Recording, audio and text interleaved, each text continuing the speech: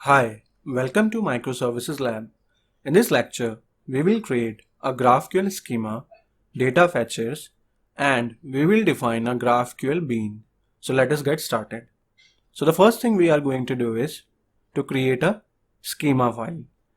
So to create a schema file, go to the src/main/resources directory.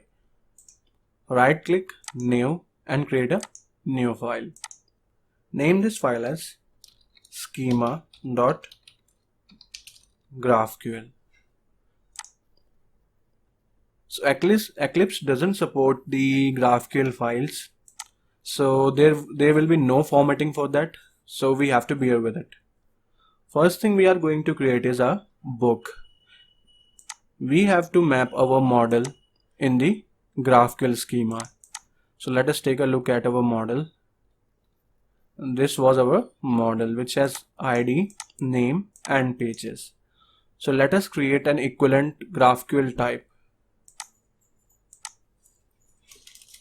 So type book.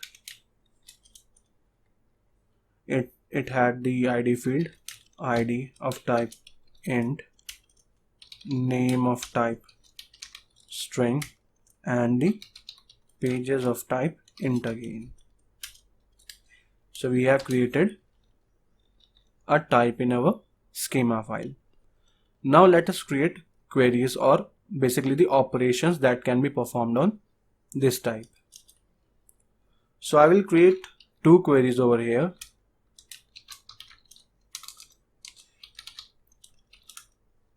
First one is get book, which will take the ID of the book and will return a book. So it will take ID of type integer and it will return the book type. And the other query will be get books. This will take nothing but will return a list of books. So it is not going to take any argument and it will return a list of books. So in GraphQL, the list is represented by the square brackets. So this is basically the list of books. Now let us close the bracket. And now we have a type and two operations or queries in place. So for now it is okay. Our GraphQL schema file is ready. Now the second step is to create the data fetchers. We have to create data fetchers for the getBook operation and the getBooks operation. So let us create that. In order to define the data fetcher, we will create a separate subpackage, or we will create the services. So let us create a subpackage service. And let us create a new service or a class. Basically, we will call it as book service.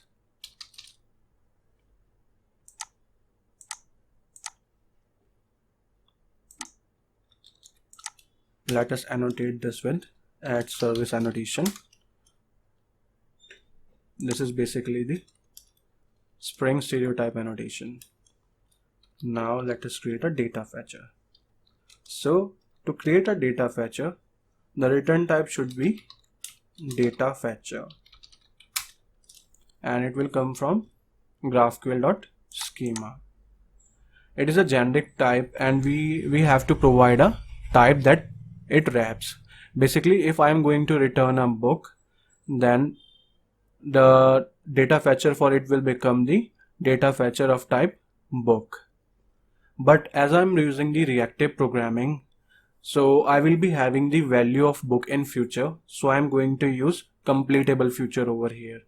So first I will wrap the book into the completable future and then I will wrap that completable future into the data fetcher. This is how the reactive programming works, as the GraphQL Java API doesn't support the reactor types like mono and flux directly. So we have to convert the mono and flux types into the completable future. And then we have to wrap those completable features in the data fetchers. So let us mention over here completable future, and we will return book. So this will be get book. We have to import the book class as well over here. So let us take a look at the data fetcher interface first. As you can see, it has only one method, the get, so we can use it as a functional interface. So I will use Java lambdas over here. I will return a lambda over here. Each and every data fetcher receives an argument of type data fetching environment, as you can see over here. So I have used that argument here. Now what I'm going to do is I will fetch the book ID from the environment. The arguments that you pass in the request using a GraphQL client are basically stored in this object, the data fetching environment object, and later you can fetch them with the help of this data fetching environment object. So what I will do is I will fetch the book ID environment.get argument, and the name of the argument was ID. This should be same as the schema GraphQL file, the field defined in the argument defined in the schema.graphql file. So here for getBook I have the argument whose name is ID. So this should be same as this. Now I will define an integer for it, integer book ID, and I will store in it. So this is how we fetch an argument from the request or from the data fetching environment. Now the next step is to get a book according to the book ID. So we do this with the help of our repository that we have defined earlier in the earlier lecture. Here is a book repository that takes an integer ID and returns a book according to it. Now let us use this repository. We will auto-wire this over here at auto-wired private book repository, and now let us use it. Book repository dot get book ID, and this will return us a mono of book. As mentioned earlier, the GraphQL Java API doesn't natively supports the reactor types like mono and flux, so we have to convert it into the completable future. So I will convert it into the completable future. So dot to future. Now this will return a completable future of book. Now let us return this. So now our data fetcher is ready. Now let us create the data fetcher for our other operation, that is get books. So in our repository we have a method for getting a book, but we don't have any method for getting all books. So let us create a method first in our repository. Public void get books. This won't take any argument because we are returning a list of all available books in the database. So basically we don't have to use any argument over here. Now database client, as we did early, select from, I will select the books from the book table, and that book table is mapped to the book.class model or entity. Now we are not going to match anything as we require all the books. So what we will do, we will fetch everything, fetch dot all. So here it will return a flux. So what is the basic difference between a flux and a mono? A mono basically maps to either the 0 or 1 element, or the flux is mapped to basically 1 or more objects. So you can think about it as a list of books. Now we will return this.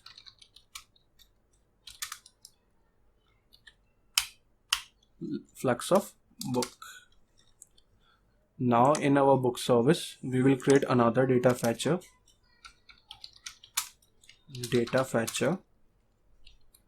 And this time we have to create a completable feature for a list of books, as we are going to have a list of books. As Flux is basically a more than one, we will be having more than one element in a Flux, so we will have to use the list get books. Again we will do environment, and this time book repository dot get books dot collect list. This will create a list of books and wrap it into a mono, and when we have a mono we can convert it to a future. So both of our data fetchers are now ready. The next step is to define a GraphQL bean. So let us do that. We will define that bean our GraphQL application over here.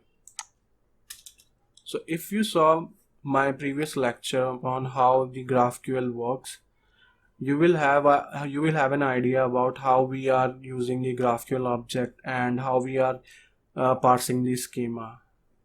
If you don't have any idea, you can watch that video first and then come back again here. So let us define a bean. Public GraphQL.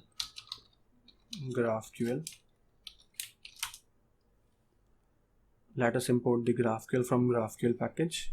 It is the main package for GraphQL, Java API. And the first thing we are going to do is we will create a schema parser. Schema parser equals to new schema parser.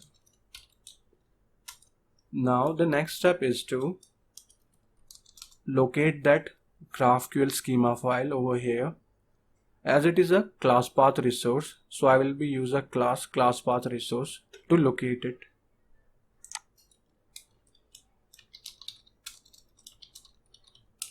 Class path resource schema equals to new class path resource.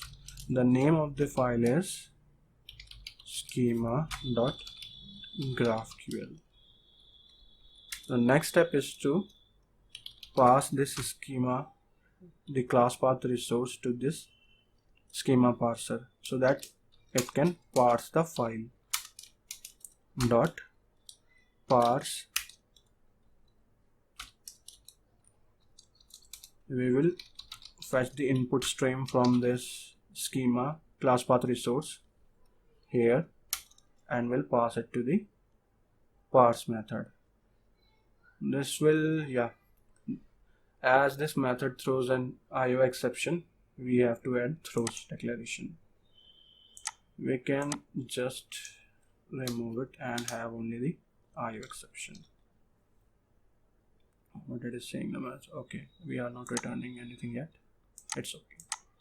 Now the parse method will return an instance of type definition registry.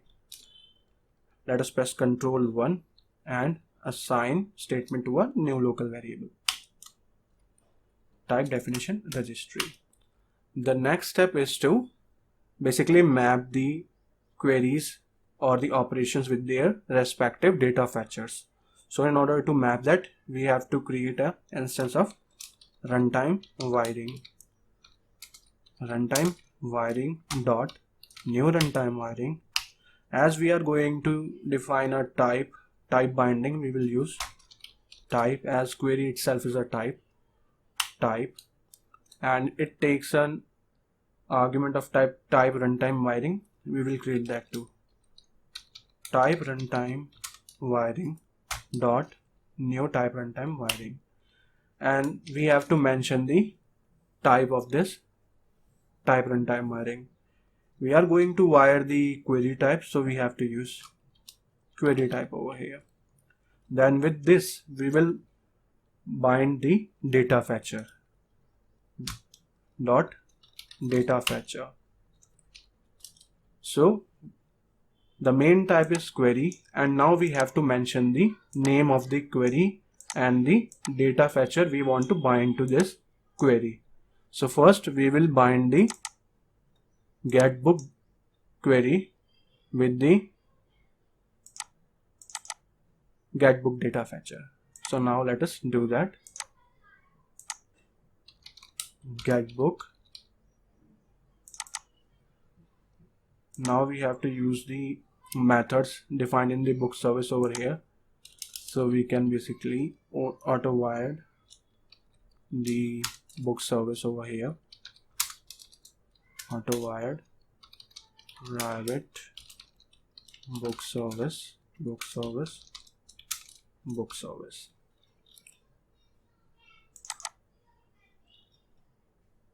Let us create some space. So we have to use the book service instance variable and getBook data fetcher. As we have two data fetchers and the two queries, we will bind the other query as well. To bind that as well, we have to again define a type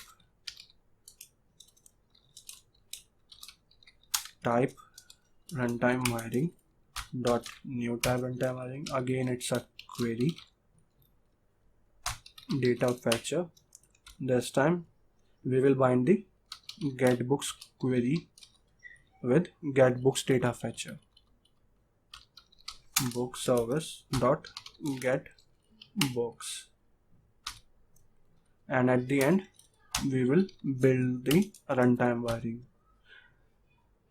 The GraphQL Java API intensively uses the builder pattern runtime wiring. Now the next step is to combine the type definition registry and runtime wiring and generate a schema out of it. To generate a schema, we have to use schema generator class. Generator equals to new schema generator dot make executable schema, and we will pass the type definition registry and runtime wiring, and this will return an instance of GraphQL schema. We will again assign a local variable to this GraphQL schema. Now the final step is to create a GraphQL instance using this GraphQL schema. To do that, we will do GraphQL dot new GraphQL, and we will pass this GraphQL schema. Then we will build it, and now we return this. Now our bean is ready and we can use it. So in this lecture, we have firstly created the schema file, then created appropriate data fetchers for those operations defined in the schema file, created a new method in the book repository to fetch all the books, and then finally we have created a bean GraphQL that will basically do every stuff in the controller. It will basically handle the request, the incoming request, and will return the response according to the request. So that's all for this lecture. I hope you will get something from this lecture. Please share and subscribe to this channel. Thank you.